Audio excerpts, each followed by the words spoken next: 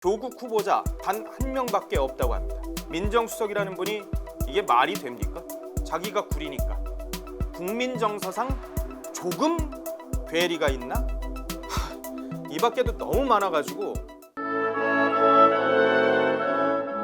엄튜브 시청자 여러분 안녕하십니까? 엄튜브 크리에이터 엄성섭입니다. 오늘은 자고 나면 논란이 커지고 있는 조국 법무부 장관 후보자 얘기를 안 할 수가 없을 것 같습니다. 지금 뭐 일파만파입니다. 20대 뜨거운 심장으로 자유민주주의와 시장경제를 무너뜨리기 위해서 폭력혁명을 꿈꾸던 분이 실제로는 자본주의 최첨병에 나선 듯한 모습이어서 여기서 일일이 다 설명을 드리려면요 몇 시간이 걸릴 것 같습니다. 그래서 오늘은 핵심만 몇 가지를 꼽아봤습니다. 자, 첫 번째입니다. 우선 위장전입 문제가 있습니다. 조국 후보자 2011년 언론 인터뷰에서요 이렇게 얘기를 합니다. 나는 국보법 위반한 전력도 있고 청문회 통과를 못한다. 위장전입한 적도 있다. 이렇게 자인합니다. 집안 어른들이 내 명의로 선산을 구입하면서 실제 거주하지 않았던 친척 집으로 주소를 옮겼다고 들었다. 이렇게 얘기를 합니다. 그러더니 최근에 또 입장을 바꿉니다. 확인해 보니까 위장전입은 없었다. 그런데 어떻습니까? 실제로는 조 후보자가 1999년에 서울 송파구 아파트로 위장전입한 의혹이 불거졌습니다. 심지어 조 후보자 2010년 8월에 한겨레 신문에 위장과 스폰서 달인들 이런 제목의 기고문에서요. 당시 이명박 정부 고위공직 후보자들의 위장 전입을 맹폭했습니다.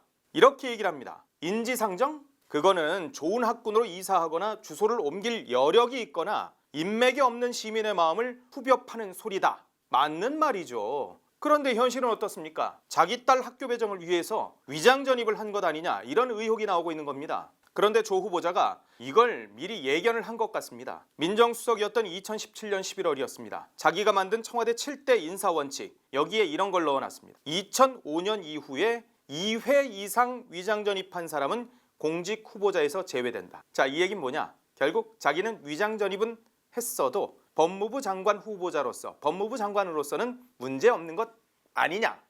두 번째, 특목고 문제를 짚어봐야 될 것 같습니다. 조 후보자는요 각종 기고에서 외국어 고등학교와 같은 특목고 그리고 자사고에 대해서 엄청난 비난을 했었습니다. 외고생이 대학에 갈 때 자기가 택한 어문을 전공으로 결정하는 강한 정책을 추진해야 된다 뭐 이런 식이었었어요. 그런데 정작 자기 자녀들은 어때요? 딸하고 아들 다 외고 나왔어요. 심지어 딸은요 이공계열 대학에 진학한 뒤에 의학전문대학원에 다니고 있어요. 남의 딸은 안 되고 자기 딸은 되는 겁니까? 더구나 이 딸은요 2번이나 낙제를 하고도 이 의전원 장학금 받았다는 의혹이 추가로 나왔습니다. 2016년부터 6학기 동안 총 1,200만 원 지도교수가 만든 개인장학회에서 지급됐다고 하는데 지도교수는요 지난 6월에 오거돈 부산시장이 임명권을 가진 부산의료원장에 취임했습니다. 세 번째입니다. 아버지 유산 문제. 조국 후보자 아버지 웅동학원을 갖고 있던 학원 재벌이었습니다. 그런데 유산 얼마 남겼는지 아세요? 딸랑 21원, 21억 원 아니고요. 21원 남겼답니다. 이 과정에서 조 후보자의 부친과 친동생이 과거 그 건설사를 운영하면서 일가족이 운영한 웅동학원으로부터 공사 일감을 받은 뒤에요. 재단 돈을 빼내기 위해서 위장 소송을 벌였다는 그런 의혹까지 나오고 있습니다. 학원 재벌, 거기에 유력 건설사까지 운영하던 사람이 아버지 유산은 21원. 그런데 유산이 빚보다 많을 수밖에 없었나 봐요. 그래서 조 후보자가 상속 포기했어요. 전 재산 21억 원 아니죠. 21억 원 아니고 21원.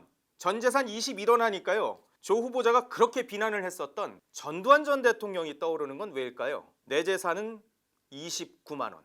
자, 네 번째 경매 문제가 있습니다. 대한민국 사람이라면 IMF 위기를 아마 잊지를 못할 겁니다. 얼마나 힘들었습니까? 그런데 조 후보자가요 IMF 외환 위기 때인 1998년입니다. 서울 송파구 아파트를요 시세보다 35% 싸게 삽니다. 그것도 경매를 통해서. 급매물이 쏟아질 때였었어요. 왜? 우리 아버지 잘리고 은행 대출금 높아지고 이러다 보니까 아파트라도 팔아야 될 거 아니에요. 그런 아파트 경매로 나온 걸 이렇게 산 겁니다. 조 후보자 자기 책에서 뭐라 그랬는 줄 알아요? IMF 당시에 수많은 사람이 직장과 집을 잃고 거리에 나앉았다. 이 사태를 예견하지 않은 관료 학자들은 용서받을 수 없다. 이렇게 썼습니다. 그래놓고 자기는 경매로 IMF 때 집을 싸게 샀어요. 흉년기에는요, 어려워진 남의 땅을 사지 말라, 경주 최부자의 가훈이 있어요. 이거 좀 생각해 보시면 어떨까요? 다섯 번째, 부의 세습과 양극화를 그렇게 비판하더니 자기 가족은요, 사모펀드 투자합니다. 조 후보자 오래전부터요, 부의 세습과 양극화 등 우리 사회 자본주의의 폐해를 지속적으로 지적을 해왔었습니다. 2009년 저서 보노보 찬가에서 조 후보자가 이렇게 썼습니다. 어린이들에게는 주식, 부동산, 펀드를 가르친다며 돈이 최고인 대한민국을 동물의 왕국에 비유했어요.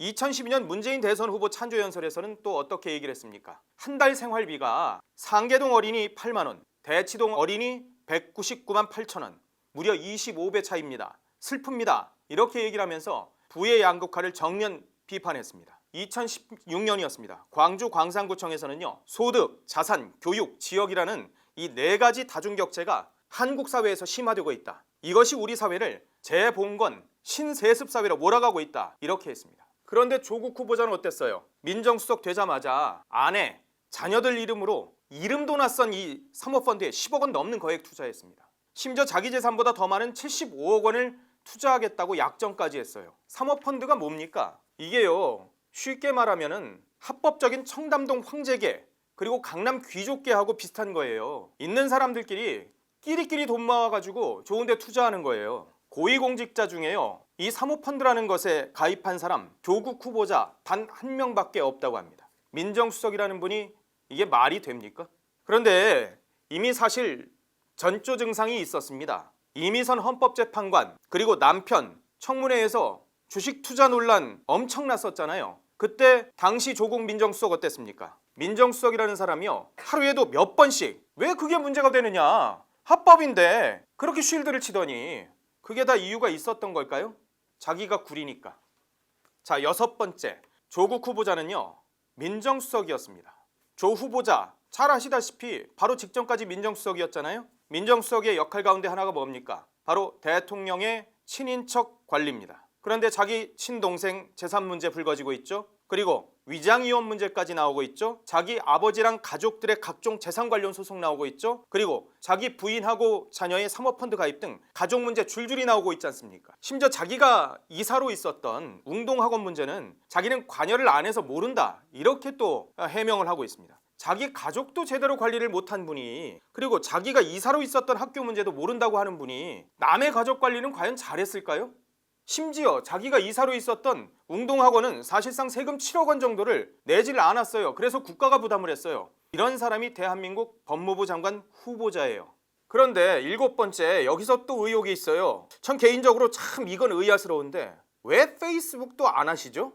야당으로부터 조국 수석일 때 어떻게 비판당했습니까? 아니, 민정수석 하지 마시고요, SNS 수석하세요, 이렇게 조롱까지 당하셨던 분입니다. 그렇게 자제하라고 했었는데도 불구하고 손가락을 멈추지 못하던 분인데, 그런 분이 정작 자기 의혹이 이렇게까지 불거지는데 페이스북에 단 한마디도 없어요. 못 하시는 걸까요? 안 하시는 걸까요? 자, 여덟 번째, 중요한 문제가 또 남아 있습니다. 조국 후보자는요, 피의자 신분이 될 수도 있습니다. 조국 후보자 현재 청와대 특감반 문제로 피고발인 신분입니다. 유재수 부산시 경제부시장의 비위 문제를 무마한 혐의로 지난 2월에 검찰에 고발이 됐거든요. 그런데 검찰이 이걸 제대로 수사를 하지 않고 있습니다. 고발인 조사만 했을 뿐 조 후보자와 관련한 이 피고발인인 피의자가 될 수도 있는 조 후보자 조사와 관련해서는 현재까지 아무런 움직임이 없습니다. 검찰 개혁을 하겠다는 분이 지금 피의자가 될 수도 있는 상황이거든요. 이런 사람이 자기들이 그렇게 거창하게 외쳐대는 검찰 개혁을 과연 제대로 할 수 있을까요? 내가 피의자가 되면 검찰 눈치 봐야 되는데 이런 사람이 법무장관에 과연 어울릴까요? 조국 후보자 관련 의혹들은요, 이 밖에도 너무 많아가지고 몇 시간 더 얘기를 해도 시간이 모자랄 정도입니다. 그런데 그만할게요. 그거는 이제 뭐 다른 신문이나 조선일보 보세요. 조선일보나 뭐 이 네이버 보시면 될 것 같아요. 근데 조국 후보자 뭐라 그럽니까? 모든 절차는 적법하나 국민 정서상 조금 괴리가 있는 부분은 인정한다. 이게 말이 됩니까? 국민 정서상 조금 괴리가 있나?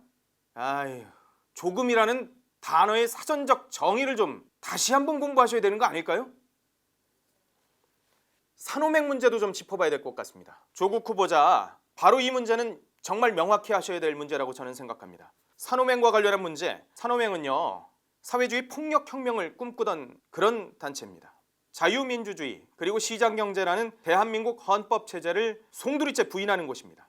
그런데 조 후보자가 뭐라 그랬습니까? 산호맹 활동 경제민주화에 비유를 했습니다. 아니, 산호맹하고 경제민주화하고 어떻게 비교를 합니까? 사회주의 폭력혁명을 꿈꾸던 산호맹과 그리고 사회를 뭔가 복지 위주로 가겠다고 하는 경제민주화하고 어떻게 이게 비교가 됩니까?